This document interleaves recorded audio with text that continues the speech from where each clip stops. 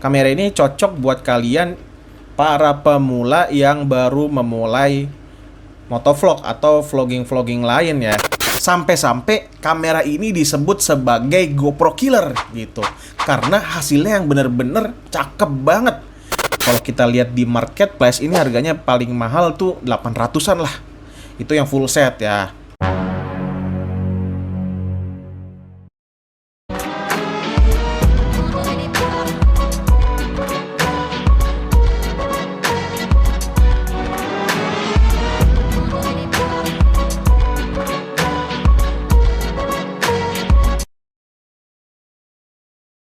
Selamat pagi teman-teman semuanya. Gimana kabar kalian? Semoga sehat-sehat selalu ya. Dilancarkan rezekinya dan diberikan kemudahan di segala aktivitasnya juga ya teman-teman. Nah, di pagi yang cerah ini, seperti yang teman-teman lihat di depan sana, langitnya cerah banget kawan-kawan. Kita sekarang lagi ada di Tambun, di daerah Tambelang ya. Nah, sekarang gue mau sedikit review mengenai kamera yang selama ini gue pakai ya. Bagaimana sih hasil sebenarnya? Sejauh ini gue biasa pakai kamera ini untuk menjadi kamera depan gue ya. Jadi untuk memperlihatkan bagaimana angle ke belakang gitu. Nah, sekarang gue penasaran gimana sih hasilnya kalau dipakai ditaruh di mounting helm ya, untuk menjadi angle utama kita.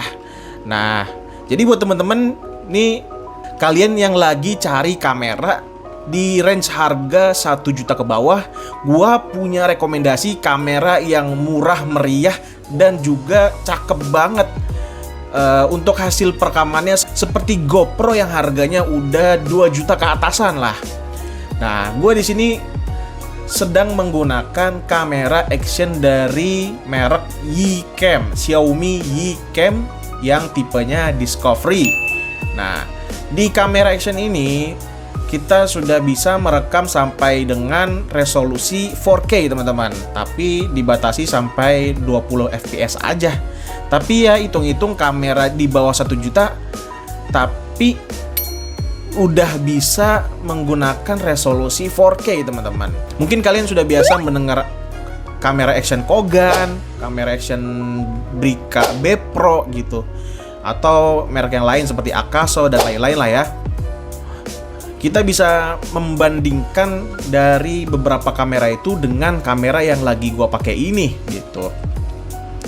Nah, kebetulan di harga yang sama mungkin kalian akan bisa membedakan dari segi kualitas kameranya ya. Kita bisa melihat dengan menggunakan kamera Yicam Action ini, kita seperti melihat hasil perekaman dari kamera GoPro teman-teman. Makanya sampai-sampai kamera ini disebut sebagai GoPro Killer gitu. Karena hasilnya yang bener-bener cakep banget. Bener-bener nyata, beda dengan kamera action lainnya. Mungkin gue udah sering lihat review mengenai kamera B Pro atau Akaso. Dia bagus sih, bisa sampai 4K, tapi untuk hasilnya sangat buruk menurut gue. Bukan buruk sih, tapi kurang bagus lah. Beda dengan kamera action ini ya. Nah, dari rumputnya saja udah kelihatan jelas banget kalau ini tuh kayak kamera mahal. Padahal mah kameranya kalau kita lihat di marketplace ini harganya paling mahal tuh 800-an lah. Itu yang full set ya. Kalau yang mungkin batangan atau nggak lengkap tanpa dus, mungkin kita bisa lihat harganya sekitaran 700 sampai 800 juga sih. Itu. Nah, balik lagi, gue sekarang lagi berada di kampung ya. Kebetulan memang gue tuh jarang banget kesini teman-teman. Nggak tahu ya, udah puluhan tahun hidup ya, tapi untuk menjelajahi kampung halaman gue sendiri, gue tuh kayak minim banget lah. Karena pertama ini, gue dari kecil SD, ya SD pasti kalian tahu lah, belum kemana-mana. Terus tumbuh besar nih di umur SMP atau SMA, gue masuk pondok. Itu berarti kan hidup di kota orang ya. Terus pas sudah selesai masuk kuliah, kuliahnya juga bukan di Bekasi, kuliahnya di Bogor. Jadi gue nggak pernah atau minim banget untuk explore, menjelajahi kampung halaman gue sendiri, teman-teman. Di sini gue sangat ngerasa asing banget. Entah kenapa ya, padahal kampung halaman gue sendiri, tempat tinggal gue sendiri dari kecil, tapi gak pernah tahu sama daerah-daerah seperti ini. Sampai ada flyover kayak gini di sini. Gue nggak nyangka. Padahal seingat gue dulu pas masih kecil, untuk ke daerah sini tuh sangat pelosok banget. Apalagi kayak kita disuguhin dengan perkampungan aja sih. Tapi nyatanya udah ada flyover, udah ada tol juga ya. Kaget sih gue. Seperti inilah hasil dari perekaman kamera Action Ecam Discovery. Kita merekam menggunakan resolusi 2K ya. Jadi kita sebenarnya mau rekam 2K ini karena mau mengambil FPS yang tinggi. Kalau 2K ini FPS-nya bisa dapat sampai 30-an. Tapi kalau yang 4K cuma 20 FPS lah. Jadi gerakannya bener, kalau pakai yang 4K itu kurang realistis lah, atau ngadet-ngadet.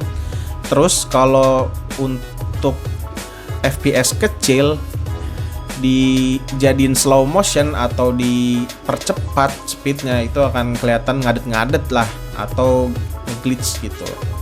Tapi kalau pakai FPS yang tinggi, makanya biasanya orang-orang buat slow motion itu pakai FPS yang tinggi banget gitu, yang paling tinggi ya gitu, karena biar hasilnya tuh jadi lebih cakep ketika dijadiin slow mo gitu.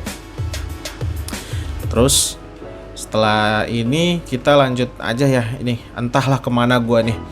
Yang jelas di pagi hari ini ya seperti ini ya, mungkin nggak jelek-jelek amat. Nah, sebelum itu gue juga mau ngasih tahu nih. Ini kan kita dari tadi bicara tentang sisi positifnya terus ya. Kita bicara tentang kelebihannya terus. Nih, gue menemukan beberapa kekurangan dari kamera ini, teman-teman.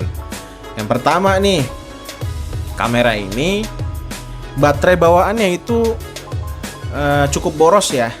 Jadi ketika kalian merekam itu biasanya paling kuat ya sekitar 30 menit paling lama, itu ya paling lama. Jadi paling ya kalian harus pause terus lah, atau mungkin kalian ngerekam di saat di momen-momen tertentu aja. Nah, terus yang kedua nih, kan kita lihat ini kamera ini bisa sampai 4K, 2K gitu. Jadi untuk hasilnya ini memakan memori yang cukup besar, teman-teman. Jadi kalian ketika ngevlog atau kalian sedang buat konten, usahakan menggunakan kamera yang proper dari segi size-nya, dari segi ukurannya. Ya minimal 64 GB, 128 gitu kan. Jangan kurang dari itu. Gitu nomor 2. Terus nomor 3-nya nih. Dari hasil yang kita lihat selama ini, kekurangannya yang paling jelas itu di masalah stabilisasinya. Kita dari tadi bicara hasilnya seperti GoPro Killer, hasilnya berkelas ketimbang merek-merek yang lain. Tapi dari segi stabilisasinya ini benar-benar kurang ya, teman-teman. Jadi ini cukup terasa banget lah kalau kita ngevlog lagi serius atau lagi membuat sinematik di motor, itu hasilnya jadi jebret-jebret gitu, karena stabilisasinya minim banget, jelek, meskipun udah ada fitur Ace-nya ya gitu kan. Cuma jadinya dia Ace-nya tuh kayak gimana ya, hasilnya tuh memang stabil tapi guncangannya tuh kelihatan jelas gitu.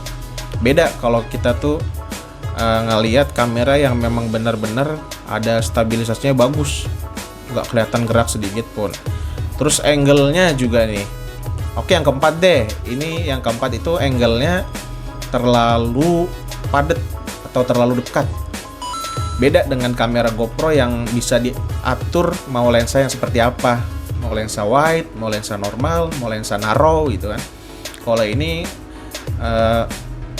terlalu dekat lah. Jadi kalau kita lihat ke depan nih, kita cuma bisa ngelihat jalan. Biasanya kalau ngerekam ngevlog itu gue bisa ngeliatin kokpitnya sampai ke langit. Tapi kalau ini, kalau kita ngeliatin kokpit motor ya, otomatis atasnya atau langitnya itu nggak dapet, jadinya kepotong. Begitupun sebaliknya, kalau kita mau ngeliatin atas, kokpitnya nggak akan kelihatan kayak gini gitu teman-teman. Nah, itulah beberapa kekurangan yang ada pada kamera Action Cam Discovery ini. Tapi selebihnya itu bisa dibilang bagus banget lah dari segi harga yang menurut gue cukup worth it ya. Karena biasanya orang mau ngevlog itu harus siapin uang 1 juta lah minimal untuk beli GoPro Hero 4. GoPro Hero 4 lo bayangin, GoPro yang versinya udah paling lama. Kalian mau beli emang GoPro yang dulu tuh jutaan, terus ketika dipakai nih bertahun-tahun udah jatuh banget, udah sampai 1 juta. Akhirnya ya biasanya gitulah, kondisi fisiknya belum tentu bagus banget. Mendingan yang ini aja sekalian. Ini kan barunya ya 1 jutaan, tapi belum terlalu lama kayak GoPro 4. Jadi bagus lah. Terus apalagi ya sebenarnya? Bagus deh menurut gua. Dari kesimpulan yang gua dapat dari kamera ini cocok buat kalian para pemula yang baru memulai motovlog atau vlogging lain ya. Jadi ini cocok di kantong pertama, terus nggak terlalu ribet. Dari segi aksesorisnya banyak, murah-murah juga, beda sama GoPro. Casing aja bisa 500 ribuan. Terus baterai aja bisa 600 ribu, itu kan yang enduro. Tapi kalau kamera kayak gini kan ya kita bisa lihat lah di marketplace Shopee atau yang lainnya, itu harganya masih cukup terjangkau untuk aksesorisnya. Jadi kalian kalau misal nggak puas dengan satu baterai, kalian bisa beli aja sepuasnya baterai aftermarket yang ada beredar di marketplace. Seperti itu teman-teman. Jadi mungkin begitulah hasil dari review kita pada pagi ini. Selebihnya kalian bisa memberikan kesimpulan lain menurut persepsi kalian masing-masing ya. Bagaimana hasilnya, apa kekurangan, apa kelebihannya. Mungkin yang gua paparin barusan itu berdasarkan pengalaman gua. Ya karena gua cukup kaget juga ya dengan hasil yang ternyata bagus banget loh. Entah kenapa gua nggak pakai selama ini. Gua malah justru pakai kamera utama gua yang iCam Basic. Tapi pasti ada plus minus ya. Dan gua punya alasan kenapa gua masih pakai iCam Basic untuk menjadi kamera utama gua, teman-teman. Jadi begitulah review kita pada kesempatan kali ini. Jadi kalau gua ada salah kata nih, tolong maafin ya.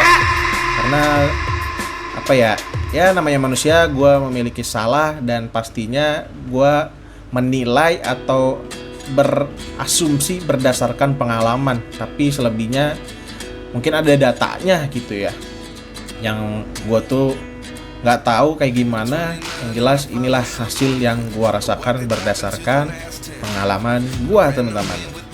Jadi begitu aja konten kita pada pagi ini. Sekarang lanjut pulang kita. Oke, sambil pulang gue mau ngucapin ke kalian selamat berpuasa. Semoga puasa kalian lengkap dan lancar. Meskipun kalian harus tetap kerja, meskipun kalian harus tetap beraktivitas sehari-hari dengan normal. Begitu teman-teman. Dan gue mau minta maaf juga buat kalian. Jadi buat kalian mungkin yang nonton pada konten ini, kita mungkin bisa saling bermaaf-maafan aja. Takutnya gue punya salah sebelum-sebelumnya. Gue informasi, memberikan informasi yang kurang tepat ke kalian. Gue minta maaf sekarang juga. Jadi mungkin kedepannya kalau kalian nggak berjumpa lagi di konten-konten kita kedepannya, kalian sudah mendengarkan ucapan maaf dari gue. Mungkin itulah permintaan maaf dari gue ya. Dan gue ucapin juga taqabbalallahu minna wa minkum. Jadi mungkin mohon maaf lahir batin. Takutnya gue nggak sempat ngucapin kalian di saat lebaran nanti, jadi gue ucapin sekarang aja ya.